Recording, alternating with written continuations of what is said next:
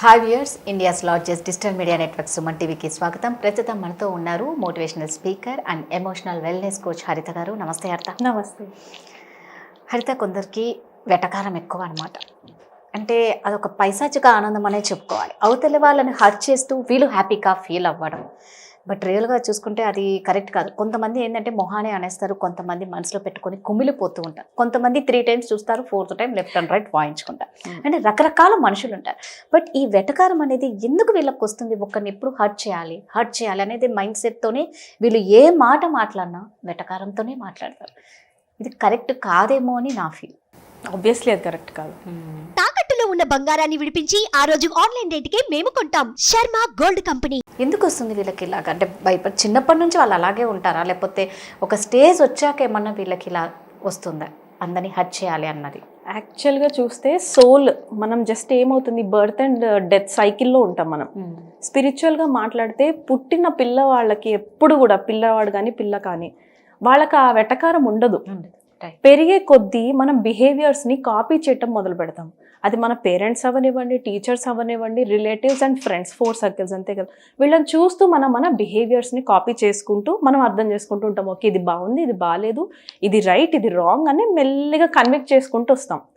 5-7 years వచ్చాక మన already belief systems అంతా ఫామ్ అయిపోతాయి. రెస్ట్ ఆఫ్ ద లైఫ్ అది పక్కా ష్యూర్ అని మనం నమ్మి దాన్ని ప్రూవ్ చేసుకోవడానికి ట్రై చేస్తాం. అంతవరకే జరిగేది మైండ్లో సిస్టమ్. అంటే ఆ 5-7 years ఆఫ్ పిల్లవాడు పెరిగే ప్లేస్లో చుట్టుపక్కల వాతావరణంలో ఎంతమంది వెటకారాలు మాట్లాడి సొసైటీలో పలుకుబడి తెచ్చుకుంటున్నారో కానీ గమనిస్తే ఇదే రైట్ ప్రొసీజర్, నేను ఆ పొజిషన్కి వెళ్ళాలంటే అని ఎప్పుడైతే ఆ పిల్లవాడు కానీ ఆ పాప కానీ చూసి నేర్చుకుంటారో it will be strong in their minds. Fix అయి కూర్చుంటుంది. And rest of the life వాళ్ళకి తెలియకుండానే ఆ ప్యాటర్న్కి కంటిన్యూ అయిపోతూ ఉంటారు. సో ఆబ్వియస్లీ ఇది వెటకారం అనేది పక్కన వాళ్ళని ఎలా ఉంటుందంటే, మన మాటలు ఐదర్ పక్కన వాళ్ళని ఎత్తేటట్టు ఉంటుంది. It can make life, it can break life. Our words can make life or break life. మనం మాట్లాడే మాటలు ఒకరిని ఒక డిప్రెషన్ నుంచి తీసుకొచ్చి బయటకు తీసుకొచ్చి హ్యాపీ లైఫ్ మార్చేలా కూడా ఉంటాయి. అట్ ద సేమ్ టైం మన మాటలు పక్కన వాళ్ళు తలుచుకుని చనిపోయేలా కూడా ఉంటాయి.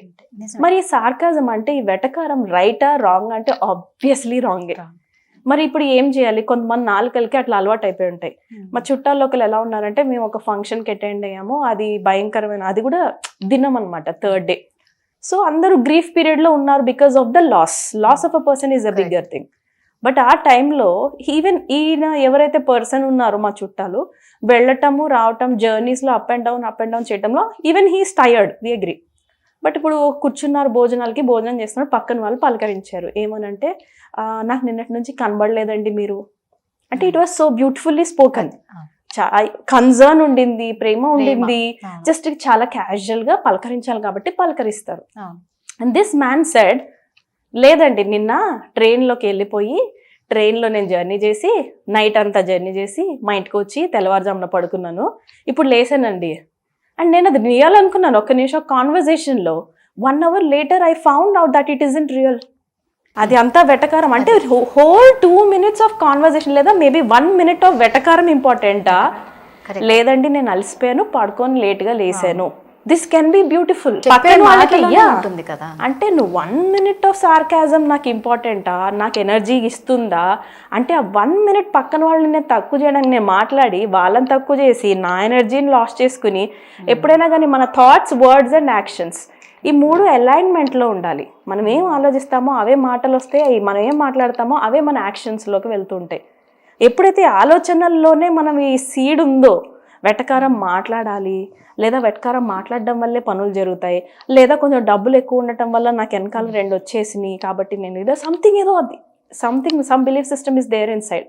నేననేది ఏంటంటే, ఆ 1 minute ఆఫ్ వెటకారం కంటే హీ కుడ్ హ్యావ్ టోల్డ్, లేదంటే పడుకున్నాను, అలసిపోయాను కదా, ఇప్పుడు లేట్ లేసాను, టిఫిన్ మిస్ అయ్యాను. This can be beautifully presented. ఆ అవతల వ్యక్తి పైకి నవ్వారు because it was in a group. పైకైతే పర్లేదు, నవ్వారు, ఇంకేదో హ్యాండిల్ చేయాలి కదా. But what about inside feelings? He was hurt. ఖచ్చితంగా హర్ట్ అయ్యారు. ఎందుకంటే 1 minute తర్వాత ఈవెన్ హీ అండర్స్టూడ్ అది వెటకారం అని.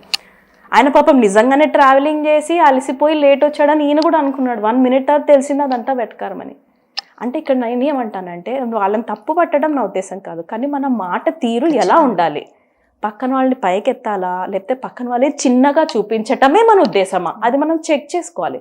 పక్కన వాళ్ళని ఇన్సెక్యూరిటీస్లో తోయటమే నా ఉద్దేశం అయితే ఒక్కటి గుర్తుపెట్టుకోవాలి, మనల్ని 10 మంది అలా తోసే వాళ్ళు తయారవుతూ ఉంటారు. కర్మ ఫిలాసఫీ ఎప్పుడు కూడా what we do we will get back. మనం ఏం చేస్తామో అది రిటర్న్ వస్తుంది.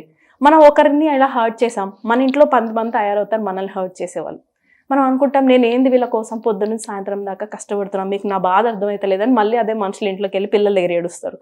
దిస్ ఈస్ బికాజ్ మనం ఏ ఎనర్జీ ఇస్తున్నాం, బయట వాళ్ళకి 1 ఇస్తున్నాం, రిటర్న్లో మనకి 10 వస్తున్నాయి. సో అందుకే థాట్స్, వర్డ్స్ అండ్ యాక్షన్స్లో అలైన్మెంట్ ఉండాలి. మన ఆలోచన విధానంలో చాలా స్వీట్గా, కామ్గా, కైండ్గా, ఎంపతి అంటాం, వెరీ మోస్ట్ ఇంపార్టెంట్లీ ఎంపతి అంటాం. అంటే పక్కన వాళ్ళ షూస్లో మనల్ని మనం పెట్టుకొని మాట్లాడగలగటం. ఓకే, వాళ్ళ ఇంటెన్షన్ ఏంటి. సో ఇంకోటి చెప్తాను, ఇంగ్లీష్లో హర్ట్ పీపుల్ అంటారు. అంటే నేను హర్ట్ అయితే వేరే వాళ్ళ ద్వారా నేను వచ్చి మిమ్మల్ని హర్ట్ చేస్తా.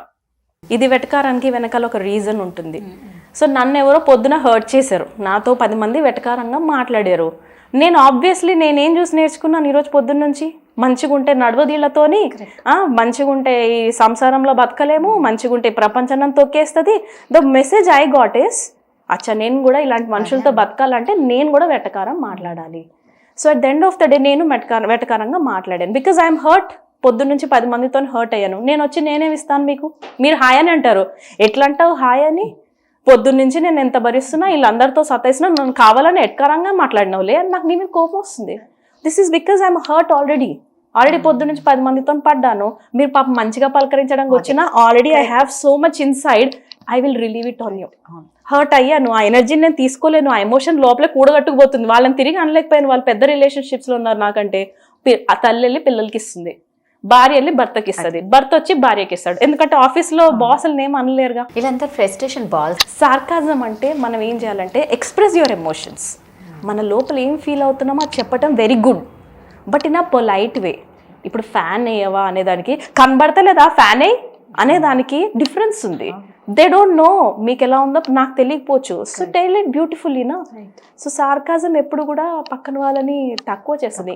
ఎందుకంటే ఇంకోటి చెప్తాను, ఎవరైతే లోపల ఇన్సెక్యూరిటీగా ఉంటారో వాళ్ళ నోటెమట వచ్చే వర్డ్ ఫస్ట్ మాటనే వెటకారం. So first will fill your self with peace and love. ముందు మనం ఫుల్ఫిల్మెంట్లో ఉంటే ఇలాంటి ఛాన్సెసే ఉండవు. నిజమే. ఏదైనా అందుకే అంటారు, ఒక మాట మాట్లాడేటప్పుడు జాగ్రత్తగా మాట్లాడు. బంధం నిలబడాలన్నా, పోవాలి అన్నా, తెగిపోవాలి అన్నా ఒక్క మాట చాలు. చాలా కేర్ఫుల్ గా ఉండి మాట్లాడితే మన చుట్టూ చాలా మంది ఉంటారు. Yes, thank you so much. Thank you.